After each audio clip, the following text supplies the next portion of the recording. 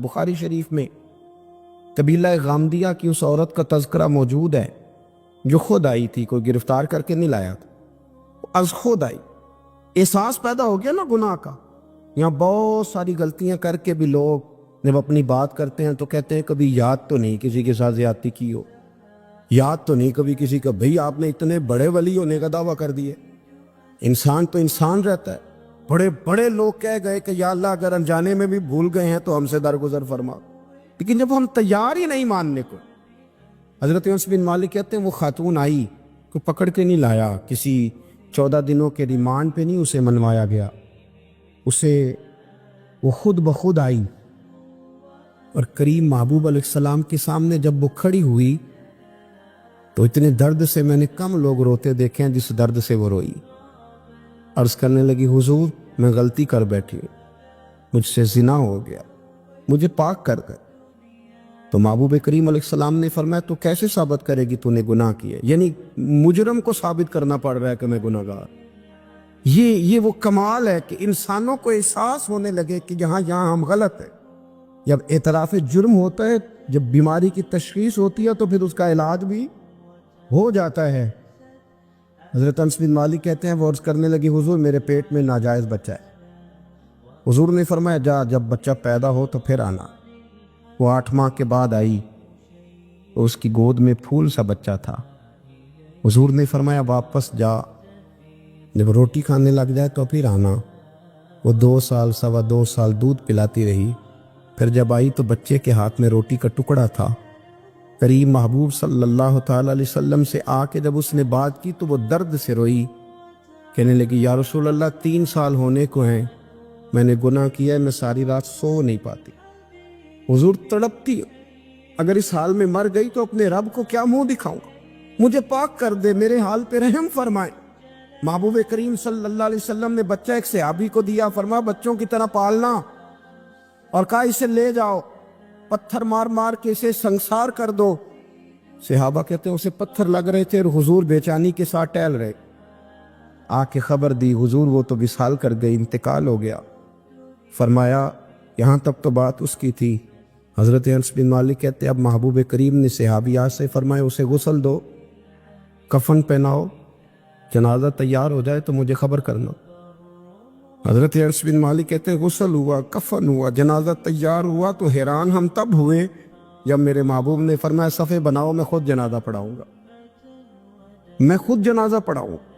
اور سرکار نے جنازہ پڑھایا تو ایک شخص کی زبان سے نکلا حضور اس ملعون کا معاذ اللہ جنازہ جس نے ناجائز بچہ جنا، اس کے لیے آپ دعا کر رہے ہیں، جنازہ پڑھا۔ حضور فرمانے لگے خاموش ہو جاؤ، تم نے گناہ دیکھا ہے اس کا احساس نہیں دیکھا، تم نے غلطی دیکھی ہے لیکن اس کی توبہ کا انداز نہیں دیکھا۔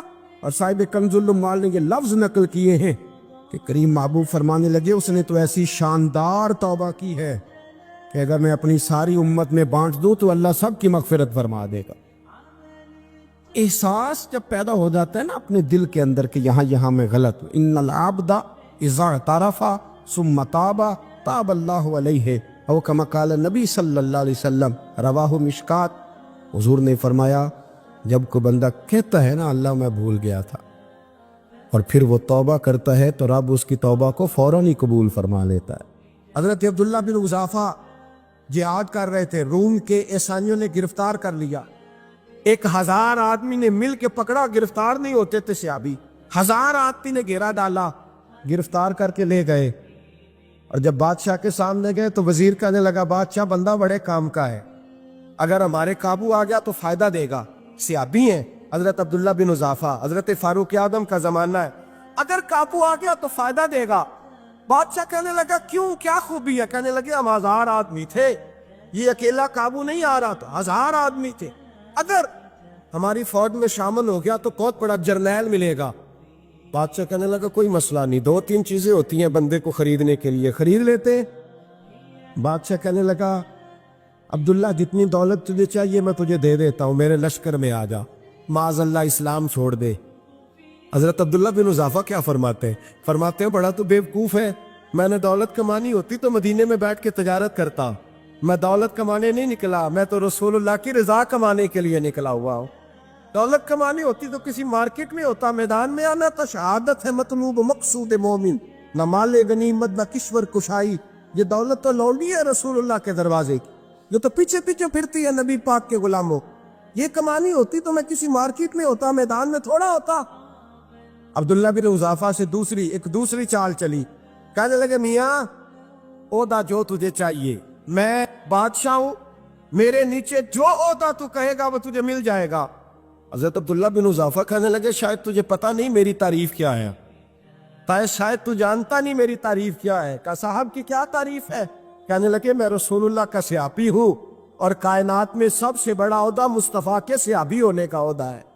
सहाबा वो सहाबा थे जिनकी हर सुबह सुबह ईद होती थी, खुदा का कुर्ब हासिल था, नबी की दीद होती थी।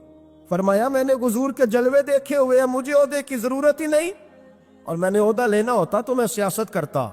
मैं तो शहादत लेने निकला हूं मैदान में, ओहदे का मैंने क्या करना है। अब बादशाह कहने लगा इसे कत्ल कर दो। वजीर कहने लगा नहीं, एक बात और है, मुझे एक चाल और चलने दो। कहा वो क्या? कहने लगे मेरी बेटी बड़ी खूबसूरत है, मुझे मौका दो अपनी बेटी को सजा बना के। वो जवान जिसकी जवानी इतनी बड़ी है कि 1000 आदमी मुकाबले में खड़ा नहीं होता, उस जवान के कमरे में रात की तन्हाई में बना सवार के बीबी को भेजा। वो बीबी कहती है मैं सारी रात बन सवर के इस सहाबी के कमरे में बैठी रही, लेकिन ये क्या शख्स था, सारी रात ही मुसल्ले पे बैठा रहा, सारी रात ही। कुछ देर थक जाता तो ये करीम रसूल पे दरूद पढ़ना शुरू कर देता। बीबी कहती है सहरी हो गई तो मैंने छू के देखा कि इंसान है कि जिन्न है, ये बंदा है कि फरिश्ता है, छू के देखा। कहने लगे पीछे हट जा। मैंने कहा मैंने तो सुना था तू 1000 के मुकाबले में है और तू इतना बेहिस्सा के बनी सबरी दुल्हन बैठी है, तूने नजर नहीं की। अब्दुल्ला बिन हुज़ाफा, बीबी कहती है नजर फिर नहीं उठाई, नजर फिर झुकी हुई है। कहने लगे बीबी मैं मजबूर हूं, अब मेरे ऊपर कोई हुस्न नहीं चलता, मैंने जलवाए बद्दुहा का दीदार किया हुआ है, अब मेरी निगाहों में जचता नहीं कोई, इसलिए कि जैसे मेरे सरकार है ऐसा नहीं कोई। कभी भी अब नहीं किसी का मेरे ऊपर जादू चलता। मैंने मुस्तफ़ा को, और कहा जरा पीछे हट के बैठ, मुझे मेरे रसूल ने गैर महरम से बचने का हुक्म दिया है, जरा पीछे हट के बैठ। सहरी का वक्त था तो बीबी कहती है उस नौजवान के जुमले मेरा सीना चीर गए, कलेजा फट गया, चीख निकली, मैं कुफर के आलम में रोई। मैंने कहा मुझे बता तो सही, आखिर ये जज्बा कहाँ से मिलता है, आखिर ये रोशनी तो मैंने देखी नहीं, कहाँ से आती है। एक मेरा बाप है जो पनाह सवर के मुझे तेरे कमरे में छोड़ गया, बतला ये कहाँ से कैफ आते हैं। अब्दुल्ला बिन हुज़ाफा कहने लगे अगर कैफ लेना है तो तू भी मेरे मुस्तफ़ा का कलमा पढ़ जा, आजा दरवाजे रसूल पे झुक जा, मिल जाएगा। सवेरे दरवाजे पे बाप आया बेटी से रिजल्ट लेने, दरवाजा खोला तो बेटी नकाब पहने बाहर आई। बाप कहने लगा क्या भला? कहने लगी पीछे हटता, तू गैर महरम है, काफर है, मैं मुसलमान हूं। उसने कहा क्या हुआ? कहने लगी तेरे जैसे को बाप कहूं, तेरे जैसे को जो मुझे इस्तेमाल कर रहा था। मैं तुझे बाप नहीं मानती, मैं अब रसूल वाली हो गई, मैं हजरत फातिमा की कनीजा हो गई, मैं अब नबी करीम की खादिमा हूं, खबरदार मेरे करीब ना आना। ये दाव भी नाकाम हुआ। अब हजरत अब्दुल्ला बिन हुज़ाफा के सामने मौत खड़ी की, एक कड़ा में तेल गर्म किया, कहने लगे तुझे इसमें जलाया जाएगा। हजरत अब्दुल्ला बिन हुज़ाफा रदी अल्लाह ताला अन्हु जब जलने के करीब हुए तो रोने लगे। रूम का बादशाह कहने लगा शायद डर गया है। कहने लगे अब समझ आई है, अब तुझे पता चला है, चला आ जा। हजरत अब्दुल्ला बिन हुज़ाफा कहने लगे तू काफिर है, तेरी काफिरों वाली सोच है, इसलिए नहीं रोया कि मौत से डर गया हूँ, मैं तो इसलिए रोया हूँ कि एक जान है और नबी पाक पे कुर्बान हो रही है।